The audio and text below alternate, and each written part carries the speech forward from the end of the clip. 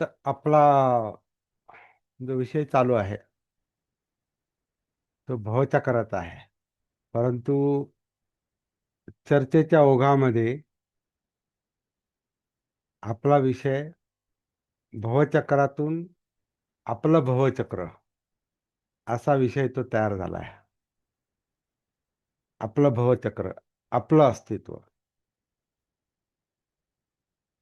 आणि आपलं अस्तित्व हे परिस्थितीने निर्माण केलेलं आहे. म्हणजे एक आपण जातीच्या संदर्भात विचार करू, त्याला बाबासाहेबांचा पण संदर्भ आहे. बाबासाहेबांनी दाखवलेल्या या बौद्ध धर्माच्या वाटेचा संदर्भ आहे. आणि या वाटेवर आपण आल्यानंतर 56 नंतर आपल्याला जे जे काही आता हम्म, प्रवाह मिळालेले आहेत, किंवा जे प्रवाह बाहेरून इथे आलेले आहेत किंवा इथूनच निर्माण झालेले आहेत, आणि जशी परिस्थिती निर्माण झालेली आहे, आपण त्याचे भाग बनलेलो आहोत.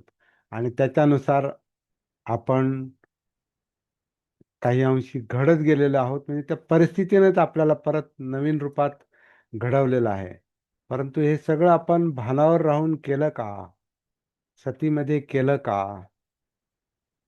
आपण जागृत होतो का? जसे आधी नव्हतो तसे नंतर 56 नंतर आपण हा जागृतीचा अभ्यास करत करत बुद्ध धम्माच्या मार्गावर चाललोय का? जी बाबासाहेबांची अपेक्षा होती, जी बुद्धांची मूलभूत शिकवण आहे, सती सती संप्रजन्य, जागृतीपूर्वक जगा आणि जागृतीपूर्वक वाटचाल करा, असा त्यांचा शेवटचा संदेश होता. तर त्यानुसार आपलं काम चाललंय का?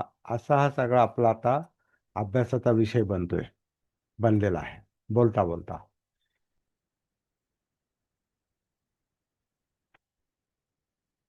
तर मी तुमच्याकडून आता काही अपेक्षा करतो. हा जो वेळ आहे हा आपण थोडासा चर्चेसाठी घालू.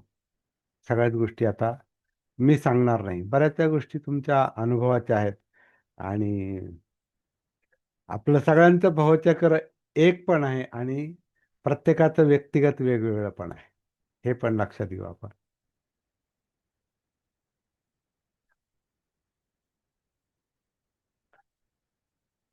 पूर्वीच्या परिस्थितीच्या संदर्भात पाहिलं तर आपलं भावचक्र त्या दृष्टीनं काही काही गोष्टी एकसारख्या आहेत, कॉमन आहेत.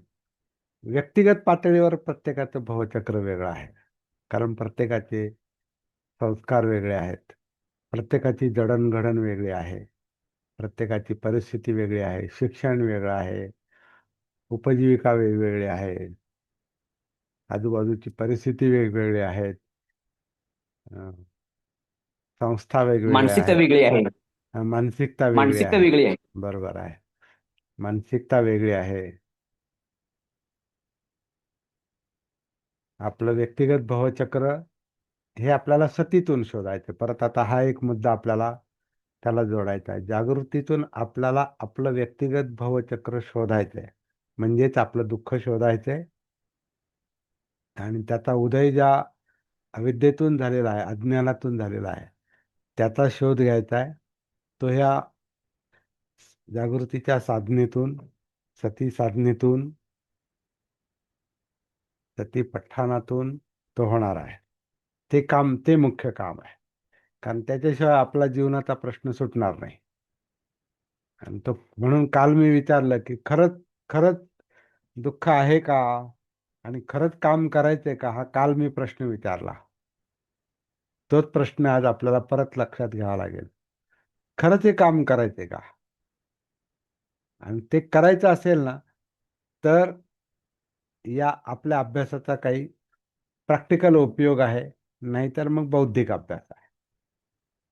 चला, जरा चांगला अभ्यास आहे. प्रतीच्य समुत्पाद, 12 निदान, भवचक्र, दुःखचक्र. जरा नवीन नवीन काहीतरी बुद्धीला खुराक मिळेल, आणि म्हणून मला हे शिकायचंय, एवढाच उद्देश असेल तर ते वाईट नाही. परंतु आपल्या जीवनाचं काय करायचं हा मुद्दा आहे का डोक्यात, मनात? माझं काय करायचंय? हे जे अस्तित्व आहे, जिवंत अस्तित्व, हे जे भव आहे, हे जे बनलेलं आहे आणि हे गतिशील आहे परत. हे स्थिर नाही. ही गती आहे, जीवन गती आहे. तसं हे भव चक्र आहे, चक्राला नेहमी गती असते. ती स्थिती नाही, ती स्थिर नाही. त्याला गती आहे. म्हणजे भव पण गतिशील आहे, म्हणून दुःख पण गतिशील आहे. दुःख पण पूर्वीसारखं नाही. आपल्या आपल्या पूर्वजांचं दुःख हे आपलं दुःख नाही. जरी आपण त्यांच्या पोटी जन्माला आलो आणि त्या प्रवाहात आपण, आपल्याला माहित नाही तेव्हा आलो, कारण आपल्याला जन्म आपल्याला आठवत नाही. आपण असंच का झालं आणि तिथंच का जन्माला आलो याचं काय उत्तर आपल्याकडे असायचं कारण नाही. कारण हा वर्तमान आपल्याला कळत नाही तर मागचं काय कळणार आहे? वर्तमानाचं भान नाही तर मागचं काय भान असणार आहे? सुरुवात इथून आहे. परंतु त्यांचं दुखणं, पूर्वजांचं दुखणं हे आपलं दुखणं 100% तसं त्या तसं नाही.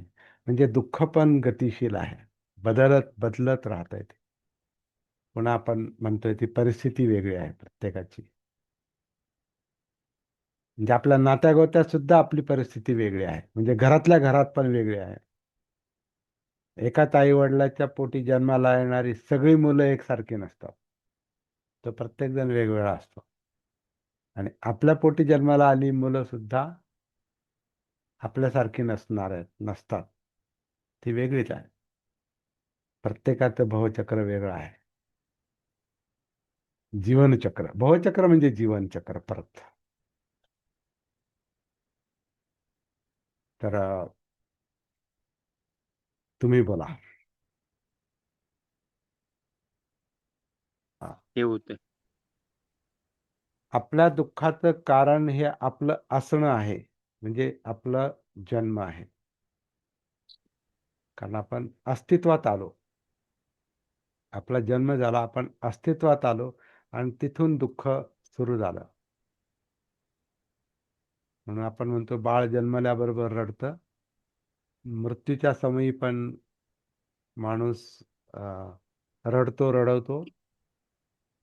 आणि आजार पण दुःख आहे, म्हातारपण दुःख आहे.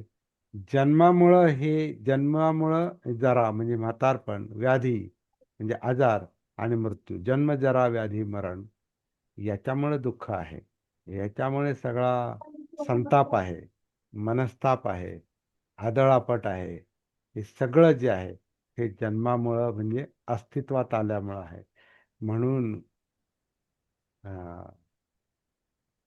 भवपच्चया जाती जरा मरण दुःख दौर्मनस्य. म्हणजे दुःख जे आहे हे भव म्हणजे काहीतरी बनल्यामुळे, हे अस्तित्व बनलं, हे भव असल्यामुळं त्याला कुठंतरी अस्तित्व व्यापायचं असतंय, जागा व्यापायची असती. ती जन्मामुळे तो व्यापतो. ते आईच्या गर्भामध्ये आपण ते नाही वाढू शकत त्याच्या पुढे. म्हणून ते आपापच निसर्ग आपल्याला दुसऱ्या जागी देतोय. दुसरं आकाश व्यापतोय, तो दुसरी जागा व्यापतोय. आणि ही दुःखाची परंपरा पुढे चालू राहते. परंतु माणसामध्ये जागृती असल्यामुळे त्याच्यातून बाहेर कसं पडायचं हे त्याला समजू शकतं. हा बुद्धांचा शोध आहे. म्हणून आपण आता 12वी आणि 11वी कडी पाहिली. 12 निदानं पाहतोय आपण परत. नंतर आपण एकत्र अभ्यास करू, जेव्हा आपलं सगळं असे सुटे सुटे भाग आधी पाहू आणि मग ते जोडू आपण. है ना. एखादी गाडी किंवा एखादी मशीन कसं तयार होतं, आधी सुट्टे भाग असतात आणि मग ते जोडतात. आता इथं तंत्रज्ञानातले लोक आहेत, तांत्रिक कामं करणारे, टेक्निकल, आहे ना. सुट्टे सुट्टे भाग असतात, मग ते जोडून ते गाडी तयार होते. तसं आपलं भवचक्र जे आहे ना, ते आपण नंतर जोडू. आधी आपण सुट्टे सुट्टे भाग पाहू आणि अनुभवातून पाहू.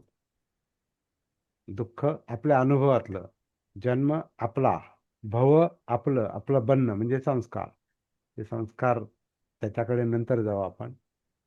हे असं असं आहे म्हणून हे असं आहे.